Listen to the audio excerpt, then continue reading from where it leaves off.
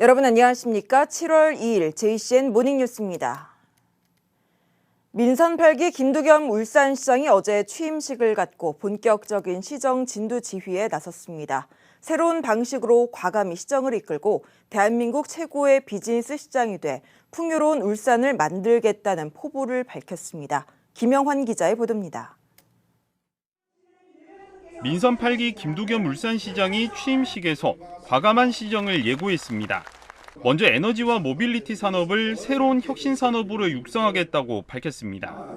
또 그린벨트를 해제해 기업을 유치하고 신도시를 건설해 인구와 자금 유출을 막겠다고 강조했습니다. 저는 정부를 설득하고 기업체와 협력하는 대한민국 최고의 비즈니스 시장이 되겠습니다. 방구대 안각화와 영남 알프스, 일산 해수욕장과 태화강 등 울산의 자연과 유산을 잘 다듬어 국내 대표 문화관광도시로 바꾸겠다고 밝혔습니다. 윤석열 대통령의 지역 공약을 조기에 이루고 자신의 100가지 공약도 잘 이행해 나가겠다고 말했습니다. 선거로 분열된 각 진영들을 융합하기 위한 자문단 설립 계획도 발표했습니다. 저는 정치적 유불리, 노사 간 입장, 세대 간 갈등을 넘어 시민의 힘을 모을 정책 자문단을 만들겠습니다. 취임식에 이어 기자들과 가진 간담회에서 김 시장은 인수위를 진행하면서 업무의 연속성을 위해 최소한의 조직을 개편했지만 6개월 뒤에는 대대적인 개편을 검토 중이라고 밝혔습니다. 6개월 뒤에는 아무래도 제가 조직은 손질을 하겠다. 비전문가가 보는 게 훨씬 더 효율적으로 운영할 수도 있습니다. 늘 그 자리에 앉아 있으면 안 좋아합니다. 또 민선 7기 핵심 사업을 중단한 것과 관련해 전임 시장 지우기라는 시각에 대해서는 사실이 아니라며 적절하지 못하거나 현실성이 없는 사업들만 중단한 것이라고 밝혔습니다. JCN 뉴스 김영환입니다. 김두겸 울산시장이 취임 후 1호 결제 사업으로 전략적 투자 유치와 기업 지원 계획에 대해 서명했습니다. 주요 내용은 3대 주력산업 구조 고도화 지원과 에너지 등 신주력산업 집중 유치, 투자기업 전담 책임자 제도 운영, 대규모 투자에 대한 보조금 지원 등입니다. 또 그린벨트 해제를 통한 산업단지 조성과 제2자유무역지역 지정 등도 적극 추진하는 내용을 담고 있습니다. 김 시장은 기업을 상대로 투자 유치 가능 여부에 대한 협의에 본격적으로 나서겠다는 방침입니다. 김두겸 울산시장이 울산공항을 장기적으로 이전하는 방안을 검토하겠다고 밝혔습니다. 김 시장은 시장직 인수위가 울산공항 확장을 공약에서 제외한 것과 관련해 현 위치에서 확장은 바람직하지 않다며 장기적인 과제가 되더라도 이전하는 것이 근본적인 해결책이라고 말했습니다. 김 시장은 이어 정치권과 함께 공항 이전이 적절한 부지 2곳을 검토하고 있다며 인근 도시인 경주, 포항 등과 함께 논의를 진행하겠다고 덧붙였습니다. 반구대 암각화 보존을 위해 경북 청도 운문댐에서 울산까지 관로를 건설하는 사업이 기재부의 예타를 통과한 가운데 김두겸 울산시장이 맑은 물 확보가 선행돼야 한다는 입장을 유지했습니다. 김 시장은 어제 기자 간담회에서 물을 얼마나 울산에 공급하는지 확정되지 않은 상태에서 사연댐 수위를 낮출 수 없다고 강조했습니다. 김 시장은 이어 사연댐 수문 설치는 결정하면 돌이킬 수 없기 때문에 처음부터 접근이 잘못됐다며 최근 한수원의 유역을 넓힐 수 있는 방법에 대해 검토해달라고 요구한 상태라고 밝혔습니다.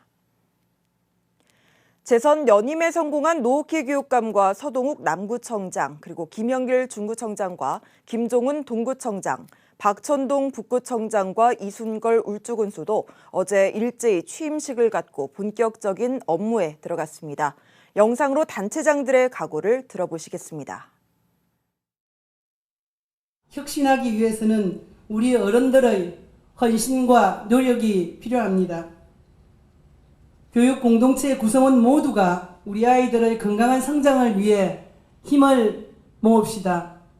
앞으로 4년은 울산 교육이 대한민국 공교육의 표준이 되고 미래 교육의 중심이 되도록 오늘 여러분과 함께 출발합니다.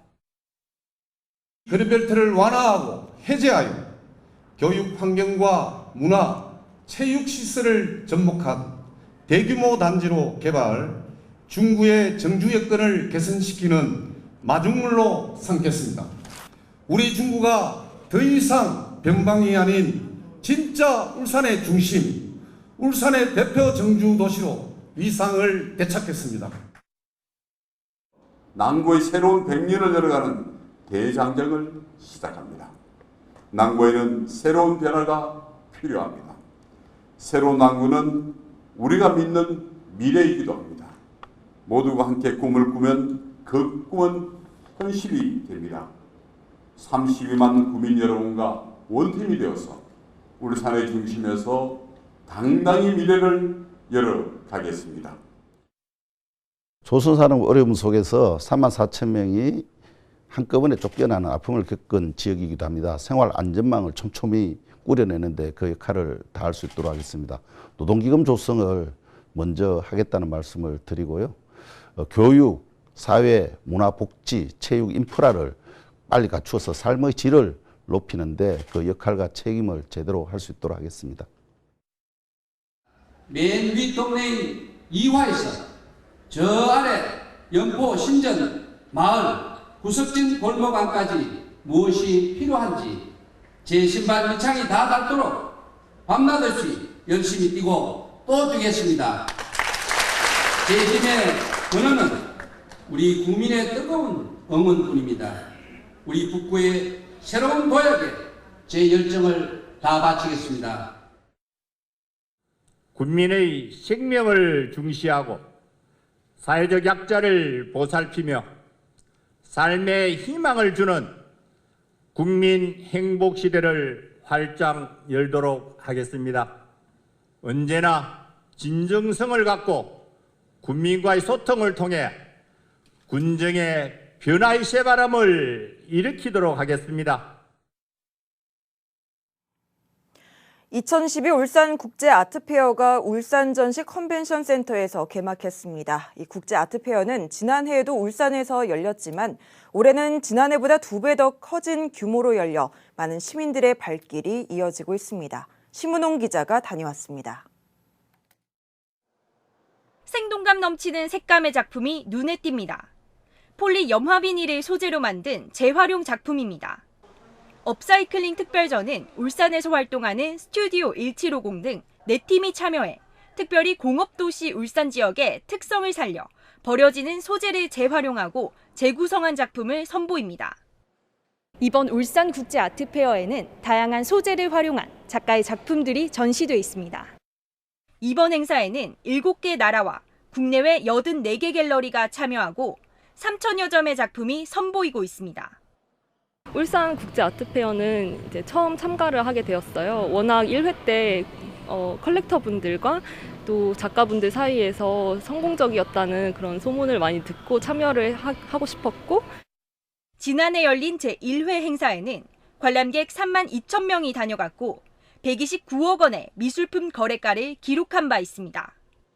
규모 면에서 작년 대비 2.5배 확대된 규모로 유에코 개관 이래 정관대관이라는 최초의 기록을 세웠고요. 울산으로 올 수 있는 그런 좋은 아트 컨텐츠 전시가 될 수 있도록 하는 게 목표입니다. 특히 신진 작가 44인을 소개하는 H라운지 특별전이 열리고 있고 미술 작가로 데뷔하는 가수 김한선의 히얼 아이엠 전도 마련돼 관람객들의 눈길을 끌고 있습니다. 또 어린이들이 즐길 수 있도록 키즈 아트 프로그램과 키즈 도슨트 프로그램이 마련돼 가족 단위의 발걸음도 이어지고 있습니다. 새로운 작품도 너무 많았고 생각보다 이렇게 다양한 소재로 작품을 많이 만들어서 이렇게 너무 보기 좋았고요. 가족들이랑 같이 이렇게 오니까 너무 좋습니다. 올해로 2번째를 맞이한 울산 국제 아트페어는 오는 3일까지 계속됩니다. JCN 뉴스 심은홍입니다. 울산시의회 8대 전반기 의장단과 상임위원장단 선출을 위한 입후보자 등록이 어제부터 4일까지 진행됩니다.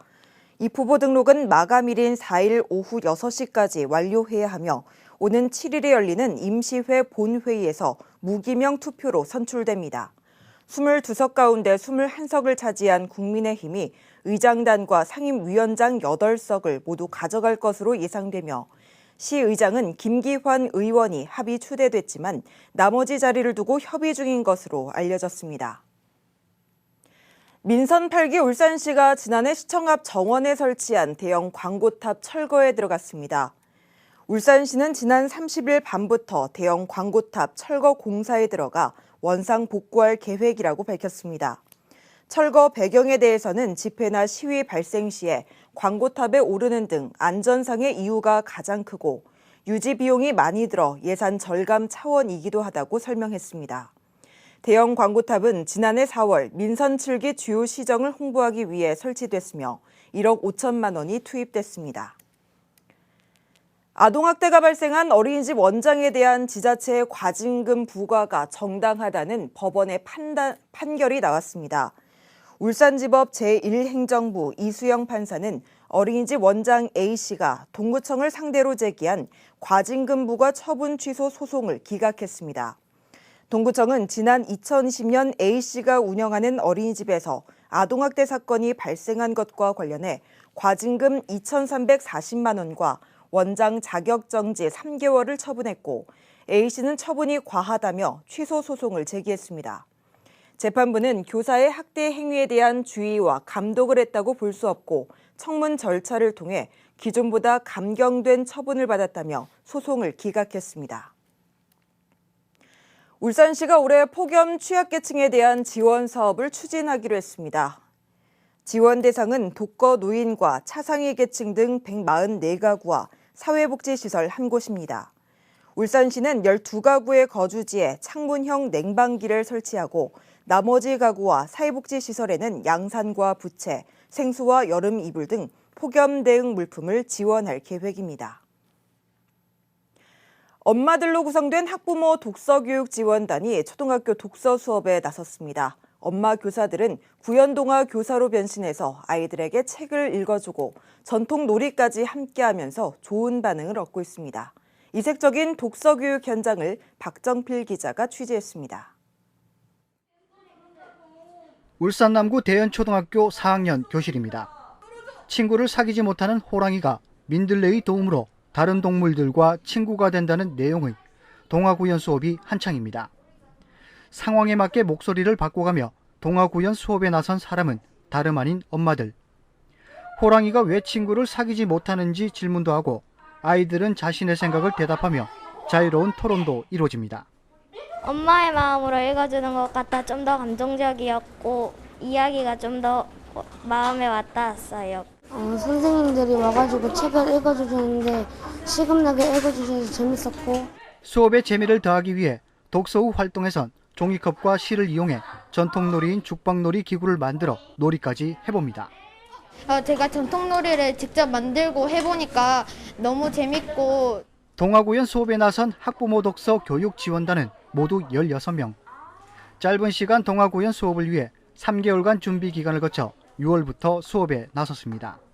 그림책을 어떤 매개체로 해서 내가 어떻게 또래 관계를 또 형성해야 될지 그걸 좀 배울 수 있는 기회가 되는 것 같아요. 무엇보다 자신의 아이들에게 엄마의 마음으로 책을 읽어주며 책을 가까이 할 수 있는 계기가 된다는 사실에 가장 큰 보람을 느낍니다. 저희 이제 딸들을 잠자기 전에 책을 읽어주고 하는데 이것에서 조금 더 나아가서 학교에 직접 가서 아이들한테 이렇게 그림책이 좋다, 그림책이 재밌을 수 있다는 걸 좀 전해주고 싶어서. 학부모 독서 교육 지원단은 올해 12월까지 41개 초등학교 99학급을 대상으로 지원에 나설 예정입니다. 학생들에게 책을 가까이 하고 독서의 재미를 주기 위해 운영되고 있는 학부모 독서 교육 지원 활동. 엄마들이 책을 읽어주고 자유로운 토론 형태의 독서 수업은 새로운 교육 모델로 자리 잡을 전망입니다. JCN 뉴스 박정필입니다. 울산은 빗길 교통사고가 주간보다 야간에 더 많이 발생하는 것으로 나타났습니다. 도로교통공단 울산경남지부가 최근 5년간 울산 지역 빗길 교통사고를 분석한 결과 야간의 교통사고 발생률은 51.4%로 주간보다 높았고 사고가 가장 많이 발생한 시간대는 오후 6시부터 8시 사이인 것으로 나타났다고 밝혔습니다. 또 빗길 사고는 6월부터 8월까지인 여름철에 집중됐고 빗길 교통사고의 치사율은 100건당 1.9명으로 맑은 날인 1.4명에 비해 1.3배 높았습니다. 최근 5년간 울산의 빗길 교통사고는 1,614건이며 이 사고로 30명이 숨지고 2,300여 명이 다친 것으로 집계됐습니다. 한국동서발전이 다음 달까지 울산 시민과 함께하는 생활 속 걷기 챌린지를 진행합니다. 이번 챌린지는 탄소중립 건강걷기 누비고 초록 발자국 챌린지라는 이름으로 시민들이 일상 속에서 걷기 운동을 통해 건강을 증진하고 대중교통을 이용하면서 탄소중립 사회를 실현하자는 뜻으로 마련됐습니다. 스마트폰 어플 워크온을 통해 울산 시민 누구나 신청이 가능하며 챌린지 목표 걸음수를 기간 내 달성하면 추첨을 통해서 소정의 기념품을 받을 수 있습니다. 미국 고속도로 안전보험협회가 발표한 충돌평가에서 현대차 아이오닉 5가 최고 등급인 톱 세이프티 픽 플러스를 획득했습니다. 현대차에 따르면 아이오닉 5는 현대차 그룹의 전기차 전용 플랫폼을 최초로 적용한 차량으로 정면 충돌과 측면 충돌 등 6개 충돌 안전 항목 평가에서 모두 최고 등급을 받아 최고 안전성을 입증했다고 밝혔습니다. 한편 미국 고속도로 안전보험협회는 1959년 설립된 비영리 단체로 매년 미국 시장에 출시된 차량의 충돌 안전 성능과 충돌 예방 성능을 종합적으로 평가해서 결과를 발표하고 있습니다. JCN 모닝뉴스를 마칩니다. 함께해 주신 여러분 고맙습니다.